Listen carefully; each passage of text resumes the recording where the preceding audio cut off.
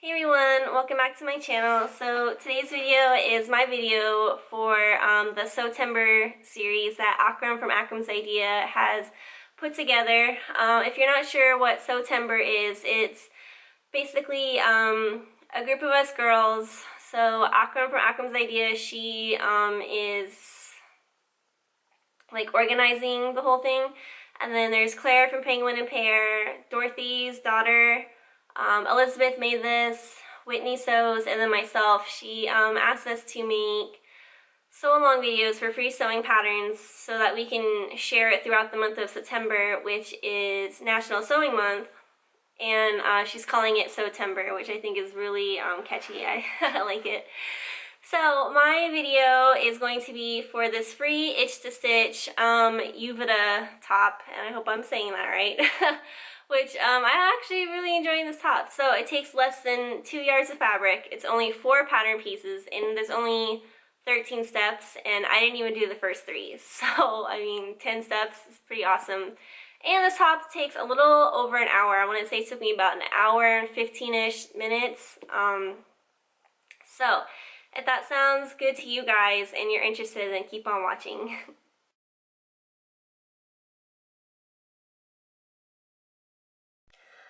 So before we get started cutting our fabric, you want to make sure you cut your pattern pieces according to the size that you need. So on the Itch to Stitch, these are the body measurements, and I fall between like a 2 and a 3. So my waist measurement actually is between a 0 and a 2. But my bust is like a 34 and my waist is like a 36, so I'm kind of like in between 2 and 4. So what I'm going to do is go ahead and cut size 4 because I'm okay if my top is a little bit looser. They also put their finished garment measurements. So this will let you know how much ease is going to be in the finished garment. So if you want like a closer fitting garment, you can look in the finished garment measurements to get the fit that you want. Okay, so once you choose your size, you're going to want to reference your cutting layout. So here, my fabric I think was 60 inches wide. So I'm going to go ahead and use the 54-inch layout diagram. And so what this looks like it has you do is taking your fabric and cutting it in half and then folding this in, what would that be, like thirds maybe, so that you have 2 folded edges, and then your sleeve is going to go on the remainder of the fabric. So now that we've talked about that, let's go ahead and get our fabric cut.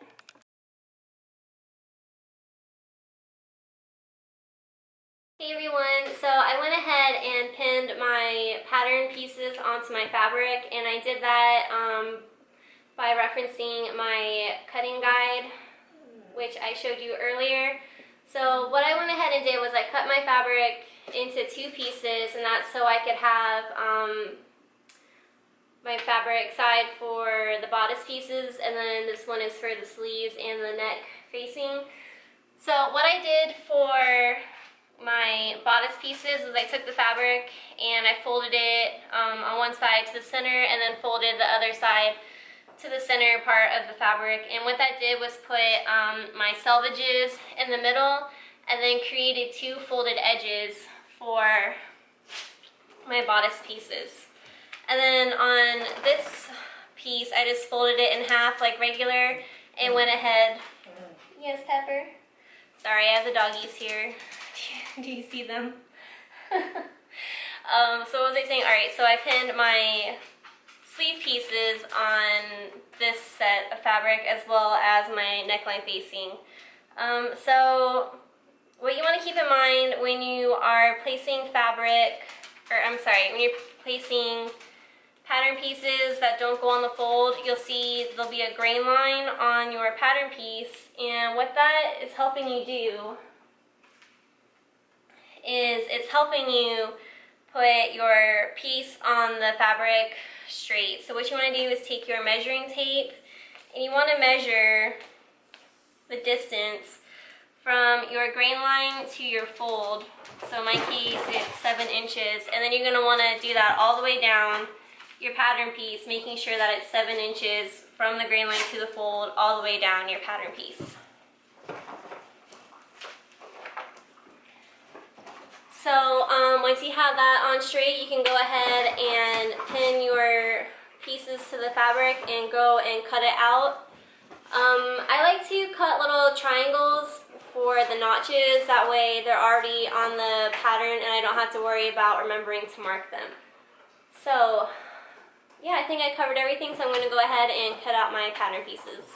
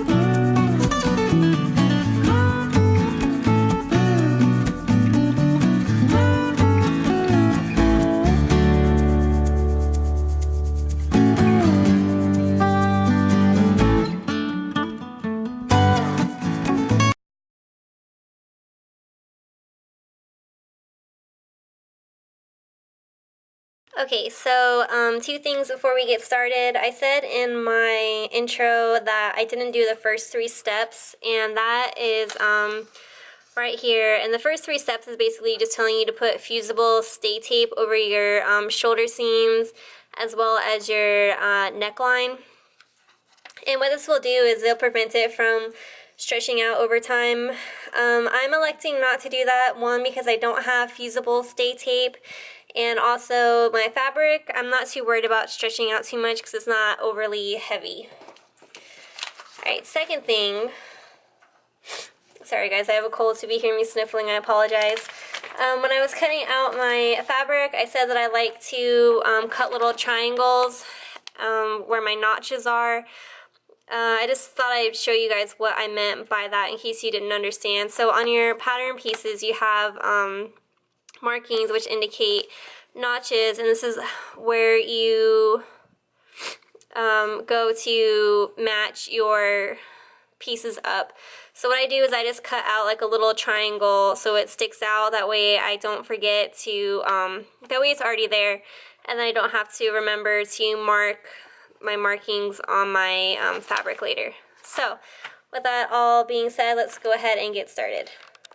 Okay, so if you guys elect to use the fusible stay tape, once you've went ahead and reinforced those seams and neckline, you're going to take your 2 bodice pieces, and a quick tip that I like to do is I put a pin on my back bodice piece, and that's to remind me that that's the back bodice piece. So pretty simple. Alright, so with that, what you want to do is take your front and back bodice pieces and you're going to pin them right sides together at your shoulder seams, like so, matching your notches. Go ahead and pin those.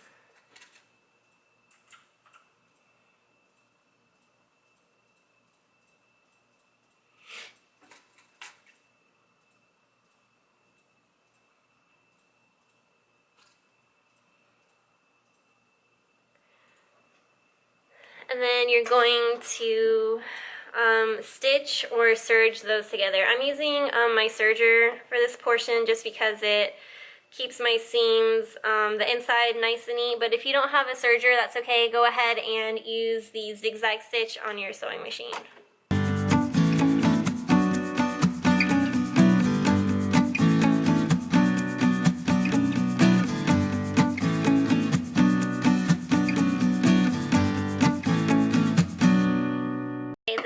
that's done, go ahead and do the other side.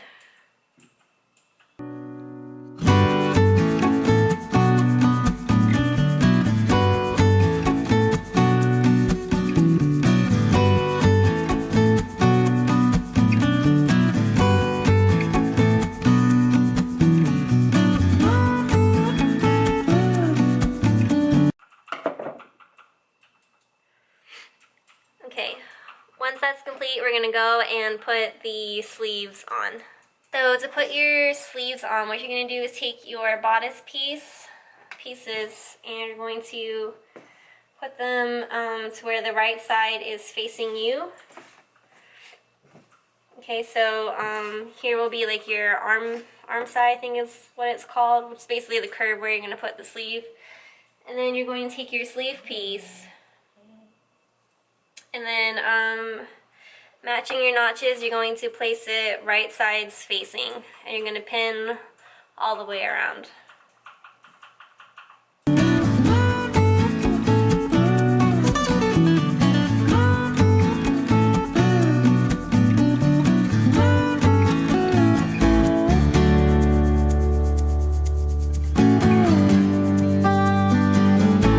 So once you have your sleeve pinned, you're going to go and attach it.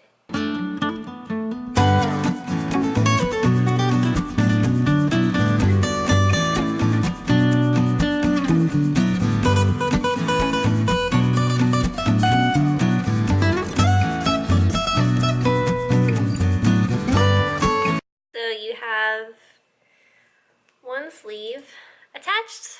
Go ahead and do your other sleeve.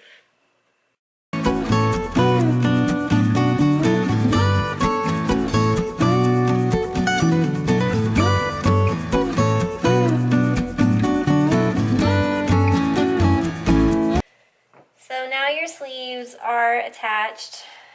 You should have something that resembles a shirt now. So what you want to do is keep your your shirt inside out, so it's right sides facing. And now you're going to stitch all along your side seam all the way up to your sleeve and then to the end, because now what you're doing is you're closing this all up.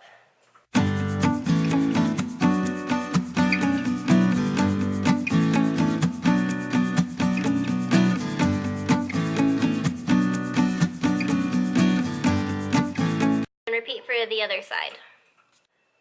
Okay, so we have our top. So our next step is to finish the bottom, or I'm sorry, is to hem your sleeve. So what you're gonna do is you're gonna fold up by 3/4 of an inch, and then you're going to use your zigzag stitch and top stitch around. So I'm gonna switch over to my sewing machine because I think the next couple of steps I'm going to have to use the sewing machine to do some stitches. So let me get my sewing gauge, and I'm going to fold under my sleeve 3/4 of an inch and then go ahead and stitch it. Okay, so I went ahead and serged my neck facing right sides together, and you want to serge or stitch along the short end of the facing. Can you guys see that? And then I went ahead and pinned it to my neckline. So to do that, you want to take your shirt and turn it right side out, and then take your facing and place it right sides facing, and then you want to pin at your shoulder seams, and then there are notches and that go at this pin that to the center front of your shirt. And then what you're going to do is you're going to gently stretch it as you stitch it, and you're going to stitch it at 1/4 of an inch for your seam allowance.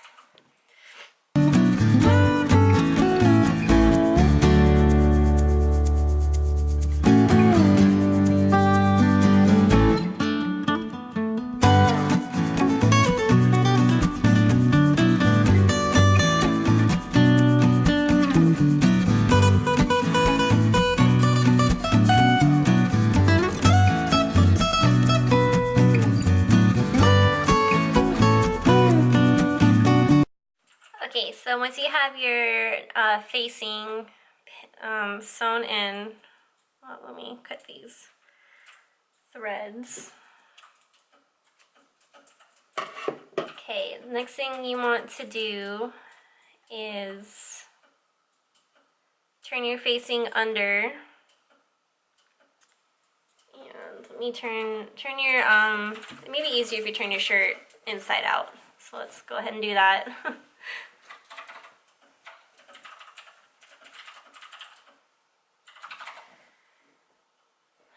Okay, so with your shirt inside out, take your facing, the free edge, so the side that you didn't sew, and you're going to fold it under like this. And what this will do is it will encase your seam allowance. And then you can do that all the way around, and then go ahead and stitch along your facing.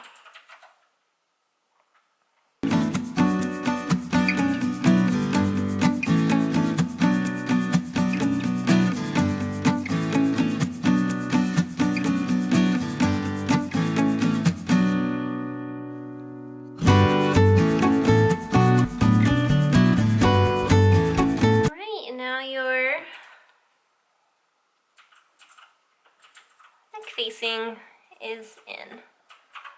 Alright, you guys, last step and we are done. Go ahead and fold under your hem by 3/4 of an inch, stitch it, and then you're done. Alright, and that's it. So like I said, pretty simple, right everyone? If you have made this top, please let me know, and if you've made any other itch to stitch patterns, I would like to know which ones you've made and then what you thought of the outcome. And also don't forget to check out Akram's channel. At this time, I think Whitney sews. She's already put her video out for Sewtember, so I'll link that in the description box below, and then I'll link all the other ladies in there as well. So keep an eye out for them and their videos, and I'll be seeing you guys next time. Bye.